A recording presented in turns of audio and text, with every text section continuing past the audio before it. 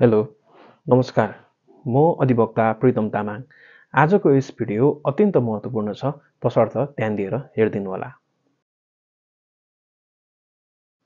For example पति अथवा पत्नीले सम्बन्ध विच्छेद गर्नको लागि उजुरी लिएर नजिकैको प्रहरी कार्यालयमा गयो भने के त्यस्तो उजुरी दर्ता हुन्छ कि हुँदैन?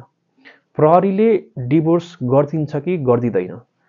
के यसमा प्रहरीले अरेस्ट गर्छ कि गर्दैन भन्ने विषयमा आजको यस भिडियो विशेष गरी केन्द्रित रहनेछ।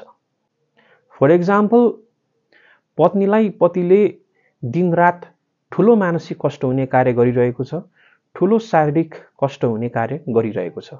यसै गरी पतिले बाहिर अन्य महिलासँग माया प्रेम सम्बन्ध राख्ने, यौन सम्बन्ध राख्ने पनि गरिरहेको छ। यी कुराहरूले गर्दा चाहिँ पत्नी पतिबाट पीडित भएको छ। पत्नीलाई अब डिभोर्सको बाहेक अरू विकल्प छैन। जति सम्झाउँदा पनि पतिले मानेको छैन भने अब यस्तो अवस्थामा पत्नीले डिभोर्सको उजुरी लिएर प्रहरी कार्यालयमा गयो भने डिभोर्सको उजुरी भने दर्ता हुँदैन, किनभने प्रहरीलाई डिभोर्सको उजुरी दर्ता गर्ने अधिकार छैन। डिभोर्स सम्बन्धी कानुनी कारबाही गर्ने अधिकार छैन, तसर्थ यसमा पक्राउ हुने पनि कुरा भएन।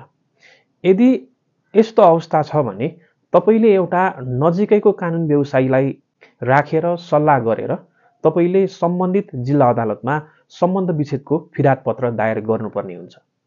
डिभोर्स सम्बन्धी मुद्दाको कानुनी कारबाही गर्ने, मुद्दामा फैसला गर्ने अधिकार भनेको जिल्ला अदालतलाई हुन्छ।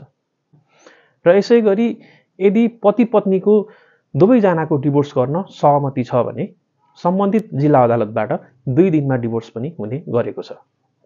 हस्त आजको यस भिडियो यहाँले बुझ्नै भयो होला। धन्यवाद। नमस्ते।